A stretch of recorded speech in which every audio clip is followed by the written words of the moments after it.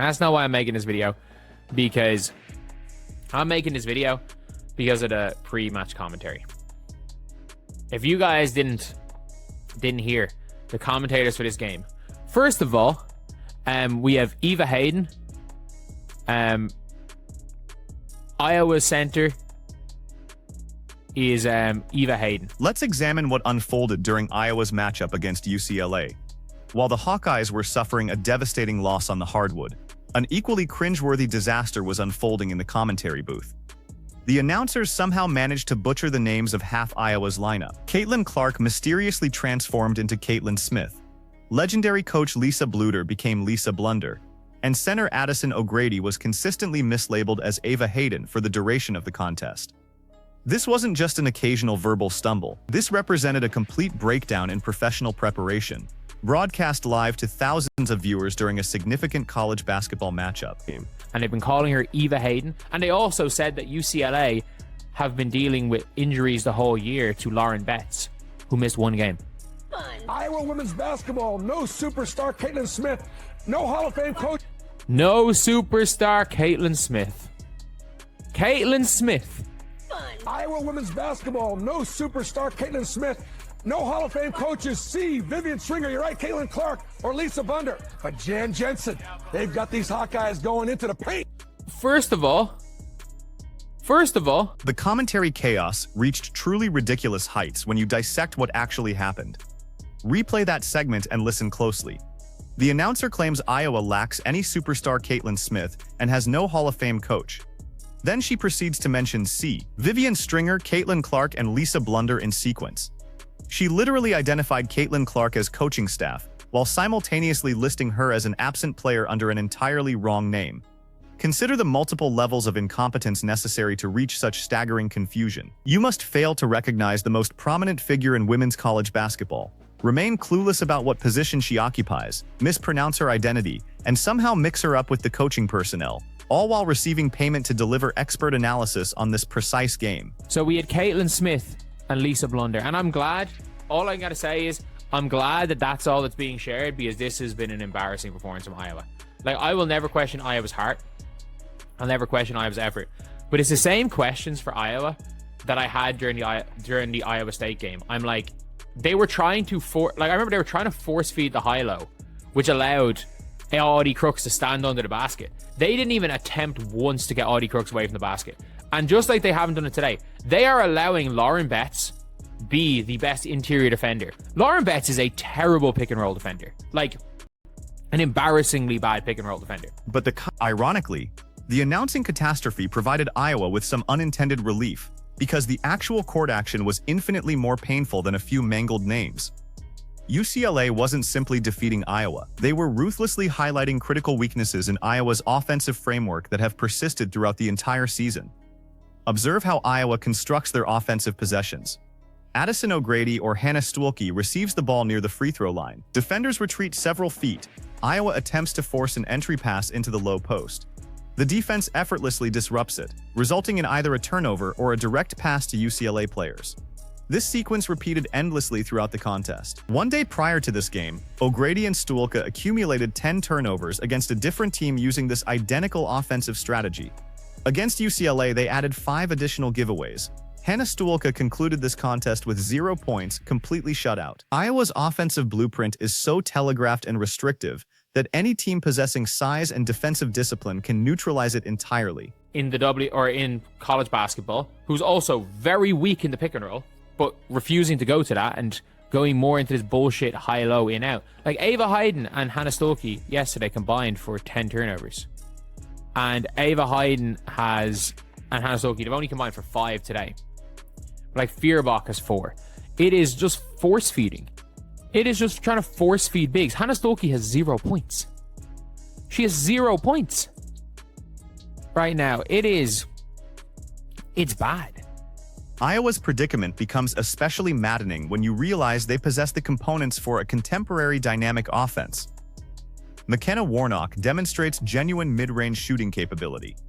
Lucy Olson showed the skill to generate opportunities off the dribble before her injury. Taylor Strimlow displayed moments of individual creativity in their previous outing, Yet Iowa would rather commit turnovers than allow Hannah Stuelke to attempt an uncontested mid-range shot. They prefer gifting possessions to opponents rather than permitting any player to create something through individual skill.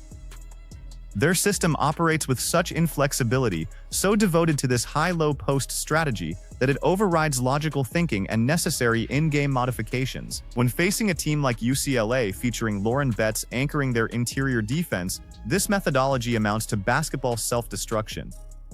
Betts excels as a rim protector, but struggles defending pick-and-roll actions.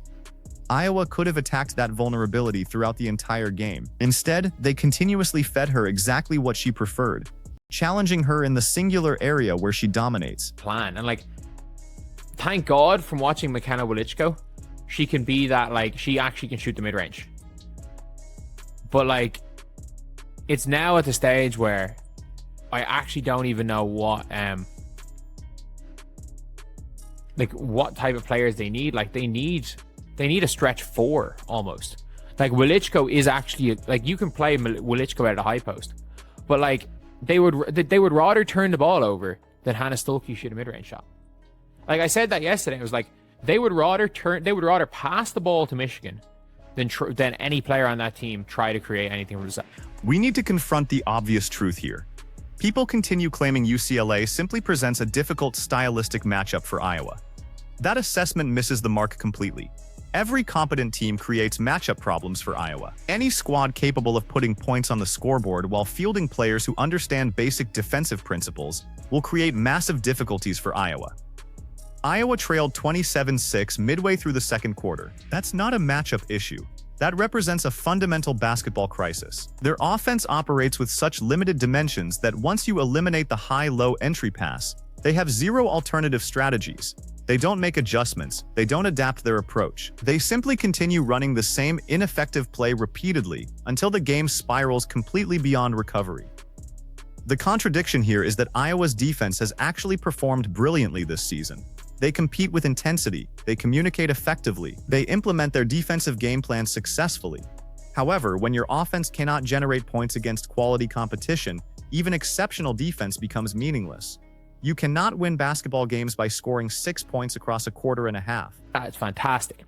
Stuelke's fantastic. Hyden's fantastic. Stremlo, like, for what she is fantastic. But this is a bunch of high IQ role players. And you even see in a game like this, look, 6 points from Addie Deal, who's one of the few players that can actually create anything on this team. And it's weird because it's like, people are wondering, it's like, oh, this is such a shock. Oh my God. And for me, it's like, oh, I'm pretending to be shocked. Like, everyone's like, oh, you know, they're all... Here's what Iowa's decline began the moment Caitlin Clark departed. They didn't merely lose an elite scorer. They lost a player capable of manufacturing offense from chaotic situations when their system collapsed. They lost someone who could identify when their game plan was failing and create superior alternatives through improvisation. They lost the emergency option that made their restrictive offensive approach actually functional. Currently, they roster multiple high basketball IQ role players. Sydney Effolter performs her designated role fantastically. Hannah Stuelke excels when placed in appropriate systems. Addison O'Grady brings consistent effort and basketball understanding. Taylor Stremlo contributes energy and hustle, but these are supplementary pieces. They require a primary scorer who can generate offense independently. They need someone capable of breaking down defensive structures when scripted plays aren't available. Iowa should have aggressively pursued Alia Crump through the transfer portal. They needed that elite-level talent surrounded by their reliable role players. Instead, they're demanding role players to function as stars, and that formula simply isn't producing results, period. Everyone is. But anyway, yeah, thank God, at the end of the day, what will be spoken about this game is Caitlin Smith and Lisa Blonder. Thank God. Let's connect all these elements together. The commentary crew massacring names and mixing up players with coaching staff. That's mortifying. That's completely unprofessional. That merits serious criticism. But in a strange twist, those errors became the primary storyline, and that's actually the most favorable possible outcome for Iowa. Because the alternative meant everyone examining how completely UCLA demolished them. How Iowa's offensive system was revealed as totally insufficient against elite-level competition. How they appeared like a team without solutions, without adjustments, and without any viable strategy against premier opponents. The commentators calling Caitlin Clark Caitlin Smith and Lisa Bluder Lisa Blunder created a viral social media moment. People circulated those clips, they mocked the mistakes, they argued whether it demonstrated disrespect toward women's basketball or simply reflected inadequate preparation by the broadcast crew.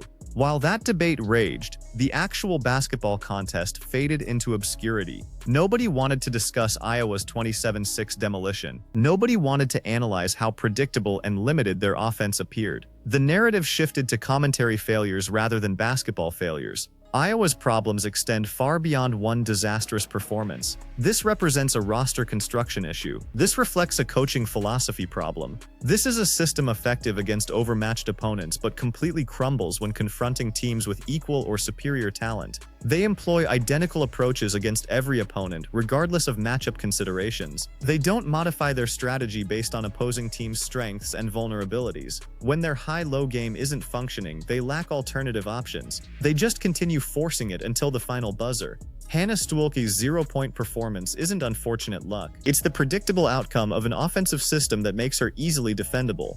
Addison O'Grady and Stuelke combining for 15 turnovers across 2 games isn't coincidental. It's what occurs when you ask players to execute passes that defenses are anticipating. The talent exists, the work ethic is present, the basketball intelligence is there, but their system is constraining them, and until Iowa develops offensive versatility, some capacity to create when set plays break down, they'll struggle against every quality opponent they encounter. So absolutely, let's discuss Caitlin Smith and Lisa Blunder. Let's ridicule the commentary mistakes. Let's debate whether the broadcast team should have prepared better. Because the alternative discussion, the one examining Iowa's fundamental offensive limitations and their inability to compete with elite programs, is a much more difficult conversation to navigate. Based on what we witnessed against UCLA, it's a conversation Iowa supporters will be having frequently this season. The question isn't whether Iowa can defeat teams like UCLA. The question is whether they're prepared to evolve their offensive philosophy to give themselves legitimate opportunities. Currently, the answer seems to be no, and that will define their season far more significantly than any commentary blunders ever could.